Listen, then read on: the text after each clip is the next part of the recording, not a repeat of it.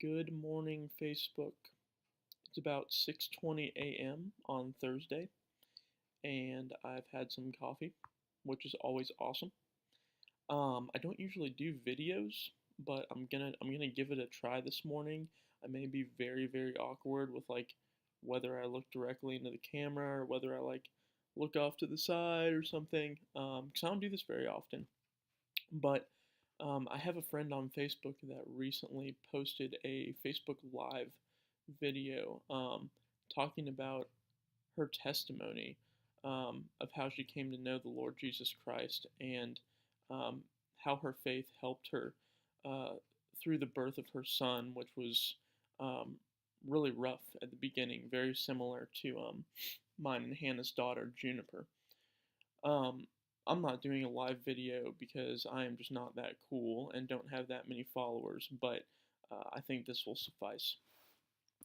So, some of you know, I think most of you know, I'm generally pretty open about my faith, and I haven't always believed what I believed. I've been following Christ for about 7 years, a little more, um, and my life looked a lot different before that, and even my life at the beginning of my Christian walk, and even a year or two ago, um, still looked a lot different than it does today because my life is um, constantly changing. I think for the better, and I think God is constantly giving me more joy and more victory over things that I've struggled with in the past.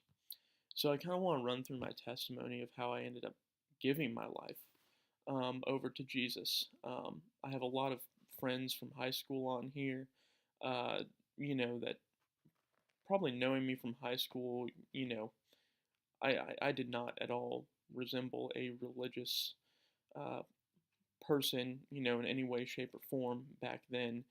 And, now I'm just, I don't know, I'm a completely changed person. I'm not perfect, but um, things are a lot different in my life now. So going back, I was raised in a family where God was definitely acceptable, um, but really we only went to church like on Christmas and Easter, and it was just kind of a given fact in my family that uh, God was real and that He, created humanity and the earth. And um, if you get in a bind or if you get into some trouble, maybe say a prayer to Him and see if anything happens.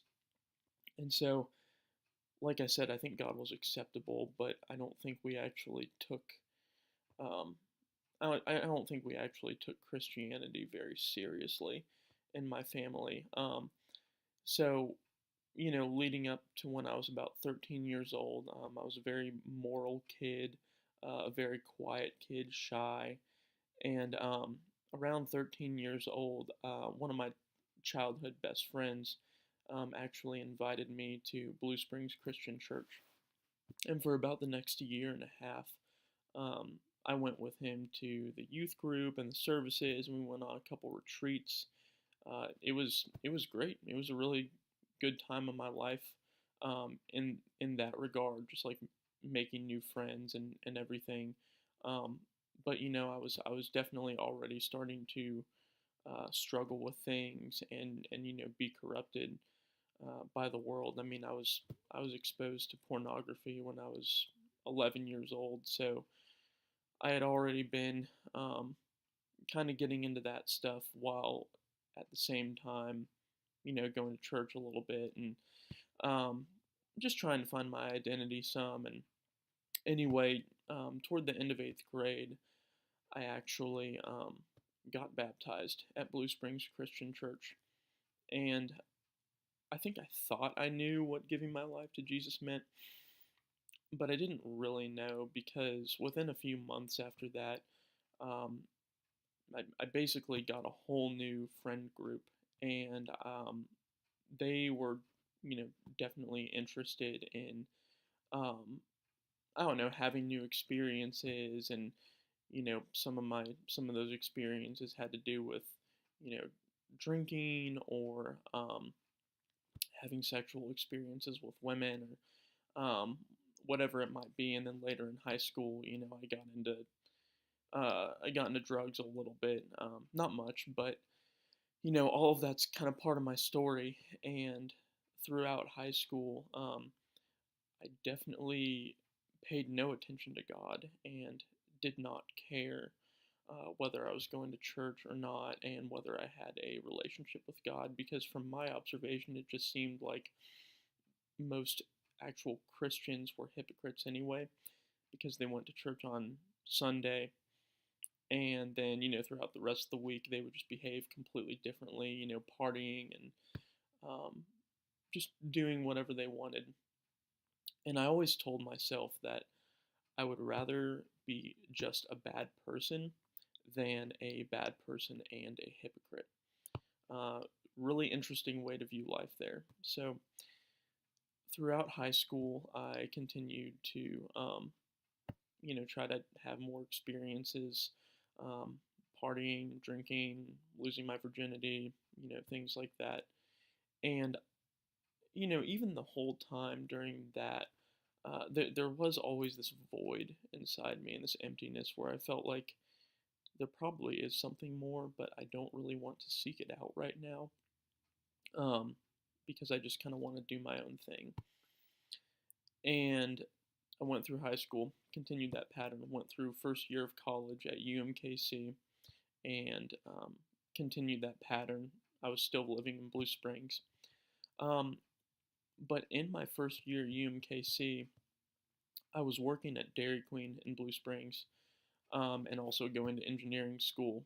And through those two things, I actually met two gentlemen. At Dairy Queen, I met a guy named Micah Leach. And in my intro to engineering class, I met a guy named Andrew Sierra. And both of those guys were very, very different to me. Um, they seemed to have joy in just living life, and they didn't seem like they needed a bunch of outside stimulation. They just seemed to have this joy about them in whatever they did, whether it was working on homework or making ice cream cones or just hanging out with friends. Both of them um, had this joy, and they were both Christ followers. I came to find out really quick, and I got curious and started asking them, what following Jesus was really like, and they explained to me that it was so much different than what I had thought. It's not really um, about just following a bunch of rules and regulations, but it's really about um, having a personal relationship with Jesus and like actually experiencing um, peace and joy and satisfaction and purpose, because he came into their lives and gave them that. And, that was just a lot different than I had heard before. So throughout my freshman year of college, I, talked to both of them, both while I was at school and while I was at work, got to know more and more about what being a Christian was really about. And as that happened, I really actually felt kind of depressed about um, my godless future, because I didn't believe in God at that point, or I would say I was, more or less an agnostic. So it just felt like still wanted to cling on to the things that I thought brought me satisfaction, and I wanted what they had, but not without, you know, not with giving up um, the lifestyle that I was involved in. So as that tension increased, I got more and more curious about what would it be like actually to just go back to church and just see what happens. And my friend Micah actually suggested, going back to church with me, um, and sitting, through a sermon with me, um, to make me feel more comfortable. So the summer, it was like late summer, uh, after my freshman year of college. Um, it was July 2010. That's when it was. So we went to a church service together, and ironically, the night before, I had gone to a party, and the cops had busted it up, and I already had a minor in possession on my record, and so I was very worried I was going to get another one. But I think God was actually showing His grace to me in that moment, because the cops just let everyone go home, and it was almost as if God was priming me for the next day because um, Micah and I went to church the next morning. I was very tired, and we listened to the sermon, and I don't remember at all um, what he was preaching, but about midway through the service, just in my mind and in my heart, I just said to myself, I know this is what I want. I know this is what I want for the rest of my life, no matter what the cost. What I've been doing hasn't working. I don't feel secure in my eternity. I don't feel like I have purpose. And I'm just going down a path that leads to nowhere. So it was actually during that sermon that I gave my life to Jesus Christ. And, things didn't change overnight. Um, I definitely still carried terrible habits into my Christian walk, but that's the thing is that God actually does not expect us to be cleaned up before we come to Him, but um, what He wants is for us to just run to Him, like the prodigal son, and uh, just trust that He's gonna chip away at our habits and our sins, and um, that he's actually going to help us and save us from ourselves, because that's what we need. So, throughout the beginning of my Christian walk, um, I still really majorly struggled with some things, especially just sexual immorality, and just not behaving in a way that really let people know that I had been changed. And um, unfortunately, I think over the years, especially in the early years of my Christian walk, I really ruined um, my witness to my friends by just continuing to rebel against God. And, um, you know, to those friends, I just want to say I'm sorry. Like, that's not a reflection of who a Christian is, or what a Christian should be. Um, Unfortunately, you guys had to see me, say I was a Christian, and then continue to um, take part in things that were not very Christ-like. So I apologize for that. It was just dishonoring to God. So, I continued to be shaped by Him, though. I let God convict me of things that I was doing, and actually chip parts of my life away that were not helpful to my Christian walk. And, about, let's see, a little over 2 years after I gave my life to Christ is when I met Hannah, my future wife. And, eventually we started dating, and, we had met at Campus Crusade, a Christian ministry at UMKC. And, even for her, I wish I had been a more mature Christian, throughout our dating and engagement relationship, and even into our marriage. Unfortunately, I carried a pornography addiction even into our marriage, and um, it really hurt us. It hurt me. It hurt her. Um, and thankfully, I'm free of that addiction now. Thanks be to God. It's all because of Him. He's freed me from that. But I just want you guys to know, like, I'm not perfect, and I'm still being sanctified and changed every single day, and especially through parenthood, because Juniper came to us at a time that we were really not expecting or hoping for a child. Um, but lo and behold, we were pregnant. A little over 2 years into our marriage, and um, that was scary, and but we got more and more excited about it as her due date drew near, and when she was born on her due date, it was via emergency C-section. She came out and she was just laboring so hard to breathe, and we were so confused. And the doctors knew what had happened right away. Um, she had aspirated meconium, which is like basically the infant's first stool, and it had gotten into her lungs and given her a lung infection.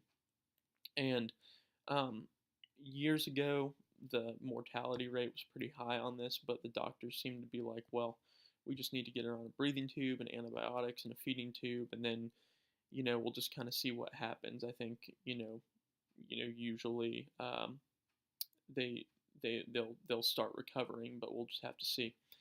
So she immediately got wheeled off to the NICU within 10 minutes of being born, and we never got to hold her until 4 days after she was born. And, for her to come home from the hospital, she had to be off the breathing tube for 7 days straight and gain weight for 2 days in a row from exclusively breastfeeding or, bottle feeding with breast milk. So the days just rolled on, and one day she came off her oxygen, and then 24 hours later got put back on, so that was really discouraging.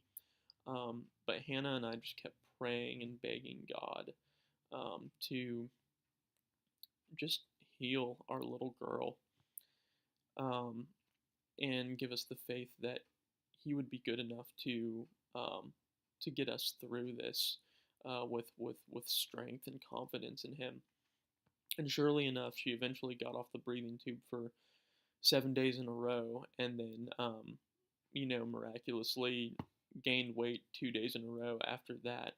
Um, and we were informed on Christmas Eve that we would be able to take her home the next morning, which I think is really ironic that we took her home on Christmas morning and our last name is Christmas, and that's just kind of how our life goes. So yeah, she had been in the NICU for 16 days from her birth to us taking her home, and now she is just the healthiest, um, most talkative, most energetic 10-month-old that she can be, and it's amazing. And praise and thanks be to God, um, because He's really the one that got us through that. I mean, we begged and begged Him over and over again, just to heal our girl, and help bring her home, and He did. So that's a little bit about me and my testimony. The thing about the thing about videos, especially like this, where I'm not gonna try to go back and like re-record parts, is that they're it's kind of messy, and it's unscripted, and there's stuttering and there's awkwardness, but um, I just think that that's what the Christian life is. I mean, it's stumbling through life, and just allowing God to sanctify us and um, make us into more Christ-like people. It's messy. It's not perfect, and it's not always easy. In fact, I would wager to say that the Christian life is very, very difficult, especially those who are open about their faith and proclaim the gospel regularly. There's a lot of adversity to that in this day, um, and that's okay.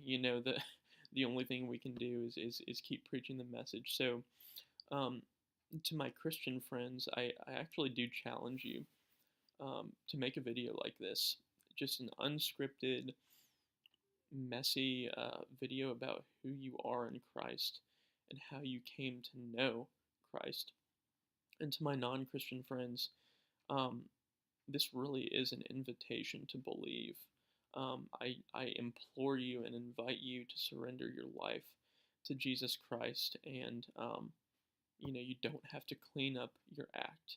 You don't have to fully understand um, the Bible and the creation account, and just the whole history of what what God's been doing on this earth since beginning of creation. I mean, I certainly don't. I'm still learning.